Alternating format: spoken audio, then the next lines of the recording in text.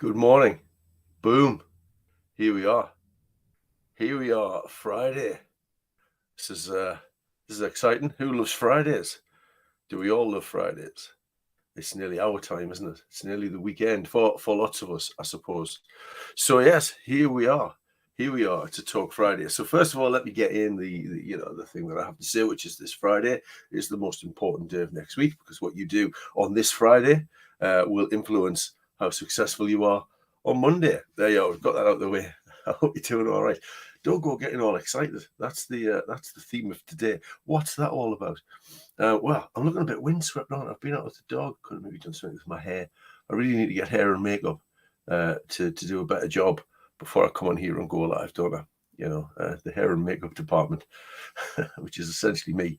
So there you go. So yes, here we are on Friday, thinking about not getting all excited. What's that about? Well, I'll tell you what it is. I was reading in the paper this morning just over a slice of low calorie bread. It's January and peanut butter and a cup of gorgeous coffee, black nectar of the gods as it is as I face my day.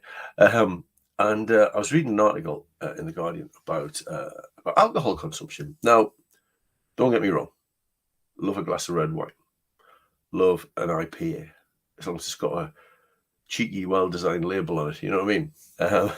They're sold to us now based on their labels, or a little whiskey or whatever, but not all at the same time. Obviously, one after the other. But well, not necessarily even one after the other, but or not in the same night, as I'll come to.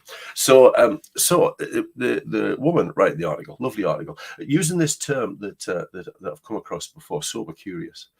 Or people who don't want to stop drinking, but people who just think, oh, maybe I'm drinking a bit much. Maybe it's affecting my decision-making ability, my ability to stay on track the next day, all those kind of things. Now, what I have to say here is, this is not an anti-alcohol statement going out because I'm not anti-alcohol at all. I think alcohol is part of our culture, isn't it? And that's fine. You know, something exciting happens, we get together with family or friends, and we have a drink. And it relaxes us, and that's all right. Although I do always go back to Professor David, I think it is, Professor David Nutt's book, where he says, as an alcohol drinker himself, that there is no safe level of alcohol because alcohol is a toxin. But anyway, we consume alcohol, don't we, as a society, and a cheeky little dram or whatever. Doesn't appear to do us much harm. Doesn't do me any harm. Well, it might be doing me harm. I don't know. But anyway, that's not the point of the whole thing. It's not an anti-alcohol thing. But alcohol gives me an example to utilize. So she said, oh, but you're all, I can't remember the exact words of the article, but you're all doing dry January. I'm not doing dry January. Because what dry January sets up in your head is an all or nothing scenario. And I really understand that, because for a long time, I've been an all or nothing sort of person. And I'm not anymore. I'm pretty much an 80%er. I think if I can get it right 80% of the time, then that's all right. You know, that's good. It's better than not getting it right 80% of the time, isn't it? So I was thinking of that. And she said, with the dry January thing, that the problem with that is, if you set your stall out to get this thing, I want to nail this 100%, never going to get this wrong. You're just setting yourself up to fail, aren't you, really? And one of the things that self-determination theory tells us is that our happiness is predicated on a number of things, one of them being control. So if you set your stall out, say, I'm going to control this 100%, and you know you're not going to, because you do, don't you? You know you're not going to, because life gets in the way or something happens, and you then fail, you feel as though you've lost control somewhere. But if you say, look, I'm just going to kind of take this steady, I'm just going to drink less, or I'm just going to, I'm going to exercise a little bit more. It's not necessarily a less thing. It could be, I'm just going to exercise a little bit more. Not I'm going to go to the gym every day. I'm just going to exercise a little bit more. Then surely that's good. Surely that's good for us. And what it means is when something crops up, like tonight, I'm going out tonight to celebrate my friend Jamie's 50th birthday. I'm going out, and of course I'll drink. You know what I mean? We're going into town. I mean, I wouldn't have to drink. You know what I mean? And I acknowledge that some people have problems with drinking. It really affects them. It really affects their lives and their worlds, and they'll go off and seek the help they need. And we should support them in that. I'm a big believer. If somebody says I'm having a Diet Coke, go, yeah, okay, cool, have your Diet Coke, brilliant. You know what I mean? You know, but you don't do it. There's a lot of pressure, particularly in male groups. Almost like in female groups. I'm not in a female group because I'm a bloke. There's a lot of pressure in bloke groups to go, go and have another one. You know, go, yeah, you're not having a Coke. I'm getting you a pint. It's like, oh, what's that all about? You know what I mean? So anyway, if I'd tried to do dry January, I would have been having a drink tonight, and then I would have gone, oh, it's dry January out the window, isn't it? And I was doing an online thing with my friend Gareth on Wednesday, and you know, we have a little whiskey at the end of the session to go, yeah, a great session. We talk books and philosophy and, you know, IT type stuff and whatever. And it's great. And the nice single whiskey, job done, fine. Those are the only 2 times I've drank this January. You know, that's a big triumph for me, really, as somebody who does like a drink most nights, and I'm trying not to. But I'm not going all or nothing. That's the point. And it's the same with everything else, isn't it? It's the same with everything else. It's those little margins, it's those little gains that we achieve that mean we constantly move forward. You know, and there was a thing that I saw last year which is really resonating with me at the minute, which is, you know, no big statements, no kind of big, kind of outlandish ideas about transforming your whole world, but just work on yourself to some degree in some way every day. Just do something positive for yourself every day. Tidy up a drawer in the kitchen, or you know, or don't drink today, just to keep that theme going, or go for a longer walk, you know, or do whatever. Just do one thing today that enhances who or what you are. You know what I mean? So you just feel back, you think, yeah, what did I do last week? I've started keeping a diary, you know, like, I mean, obviously I've got a calendar and all that kind of stuff. I've started keeping a diary just of what I've done. Nothing kind of, not a reflective log or reflective journal or anything like that. Just to kind of, what did I do today kind of thing. And you look back and you go, oh, yeah, I did that. You know, that's the thing I did yesterday that was me working on me. I think that's important. We need to work on ourselves day by day. But no big statements, no big kind of, you know, this is what's going to happen. And I think one of the things I was thinking about this while I was walking the dog.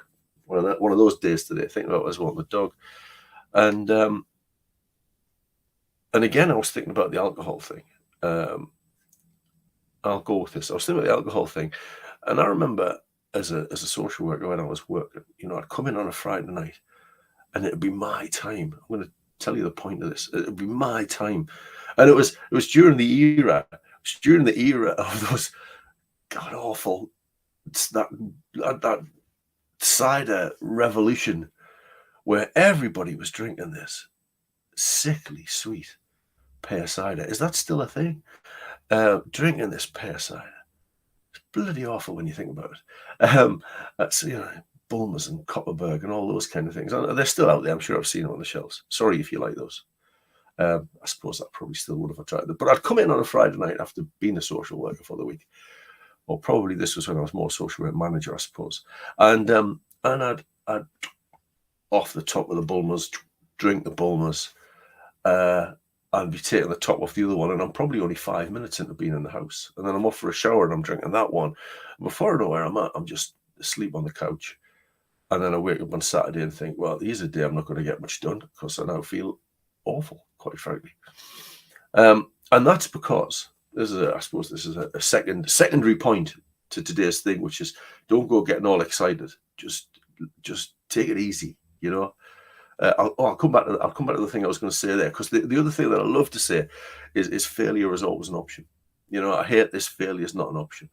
You know, I hate no pain, no gain as well, and all those kind of things. No, if you're feeling pain, you're not doing yourself any good, are you really? And failure is always an option. It's what you do with that failure. I don't particularly like the word, but you know, it's what you do with that, isn't it, when something goes wrong?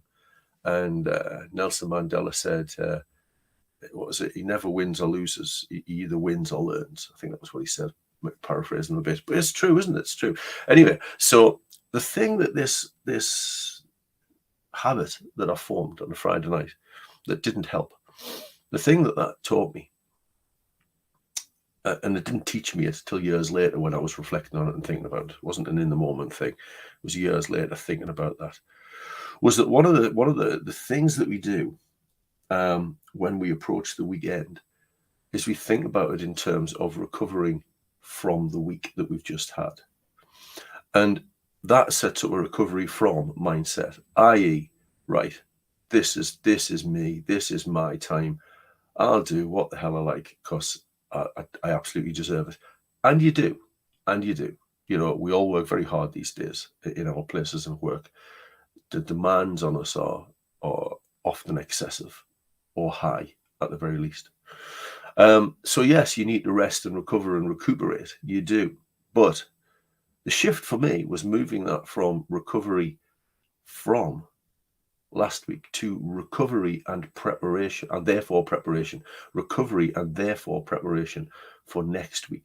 The weekend is to make sure that I'm ready for next week, not to just bottom out and do nothing with my time or do negative things with my time because I somehow deserve it, even though I do deserve it because, you know, you'll have worked hard, I'll have worked hard. So I just think, you know, and it's a subtle shift of a word, isn't it? You know, recovery from to recovery for. But it's had a massive influence on my motivation on a weekend to do certain things, get some exercise, prepare food for the following week, sit down for an hour at some point maybe and you know, and do something that might help me next week, you know, tidy something up. It's usually freelance stuff that I usually keep my university work into my 3 days. And of course I have 2 Fridays because on a Wednesday I finish my university work. So I do like a Friday afternoon thing about the following week at university. Then I have the Thursday and a Friday. And sometimes, you know, sitting down on a weekend and doing something that I think, well, if I do that now, it's going to help me next week. It's really positive. So the weekend is for next week. So what are the 2 things from today? Firstly, don't go getting all excited, right? Just small little steps. Small little steps will get you there in the end. And let's see if I can remember this. It's that thing, wasn't it, that Hamza, who won Strictly last year, said, what was it, the fastest way? Slow is the fastest way to get to where you want to be. And that's really one of my mantras for this year. So don't go getting all excited. Just steady away, work on yourself in some way, some small way every day. And let's check in at the end of the year and see how we're doing. I bet we're doing marvelous stuff, you know. And then think about this weekend. As you approach this weekend, remember that this Friday is the most important day of next week. So get all your ducks in a row ready for next week. I'm thinking work particularly there. And then remember that this weekend is recovering and preparing for next week. Important, I think. And it certainly helps me to think of it in that way. So there you go. Exciting times, Friday. I love a Friday. Let's get ourselves sorted. So we can enjoy that weekend doing whatever we're going to do that's going to help us, going back to earlier in the week, that's going to help us prepare ourselves with the energy that we need for next week. All right, take care, and we'll see you again very soon.